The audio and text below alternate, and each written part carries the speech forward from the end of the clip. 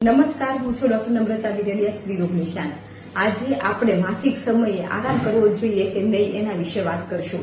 તો માસિક સમયે આરામ કરવો જોઈએ કે નહીં તે આપણે બે પરિબળોથી નક્કી કરીએ છીએ. એક તો આપણી માન્યતાઓ અથવા માહિતી, અને બીજું તમારું શરીર તમને શું કહે છે, એટલે કે માસિક સમયે તમને પેઇન થાય છે કે નહીં, એટલે કે પેનલેસ સાયકલ છે કે પેનફુલ સાયકલ છે.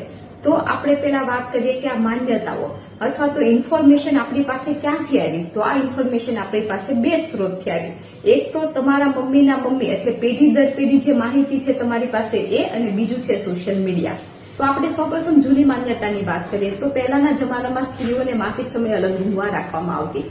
તો આવું કેમ હતું? તો પહેલાના જમાનામાં સંયુક્ત કુટુંબ હતા, એટલે કે એક ઘરમાં 4 થી 5 સ્ત્રીઓ કામ કરવા માટે હતી, એટલે એક સ્ત્રીઓને અલગ રૂમમાં રાખે તો પણ અલ્ટરનેટિવ ઓપ્શન અવેલેબલ હતા અને કામની વહેંચણી થતી હતી. સેકન્ડ પોઈન્ટ કે તે સમયે બહુ હાર્ડ વર્ક હતું. દાખલા તરીકે ખેતરમાં ખેતી કરવા જવું, ગાયો ચરાવવી, એક સાથે ઘણા બધા કપડા ધોવા, કુવામાંથી પાણી લાવવું, આમાં માટે ઘણી બધી એનર્જીની જરૂર પડતી હતી. અને થર્ડ અને મેઇન પોઈન્ટ કે એ સમયે માસિક સમયે કપડા વાપરવામાં હતા જેનો એબ્ઝોર્પ્શન પાવર બહુ ઓછો હતો, બાથરૂમની ફેસિલિટી નહીં હતી, એન્ટીસેપ્ટિક પ્રિકોશન નહીં હતા, સાબુ, પાણી વગેરેનો અભાવ હતો. એટલે એ સમયના સમજુ માણસોએ આનો એક અલ્ટરનેટિવ રસ્તો કાઢ્યો કે જો સ્ત્રીઓને એક રૂમમાં રાખવામાં આવે તો એમનો આરામ થઈ જાય અને તેમના કપડા સ્ટેન થાય, ગંદા થાય, અથવા તો કોઈ પણ જગ્યાએ ઇન્ફેક્શન લાગવાની શક્યતા ઓછી થઈ જાય.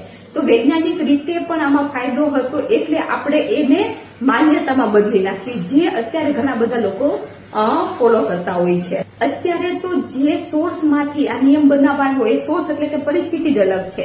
દાખલા તરીકે અત્યારે વિભક્ત એક જ કુટુંબમાં 1 કે 2 સ્ત્રીઓ હોય છે, એટલે કે કામની વહેંચણી નથી. સેકન્ડ પોઈન્ટ કે અત્યારે કોઈ હાર્ડ વર્ક નથી. દાખલા તરીકે મટકામાં પાણી ડાયરેક્ટ નળમાંથી આવે છે, વોશિંગ મશીનમાં કપડાં ધોવાય છે, કોઈને ખેતરમાં જવાનું હોતું નથી. ને third that is main point કે અત્યારે એન્ટીસેપ્ટિક પ્રિકોશન છે.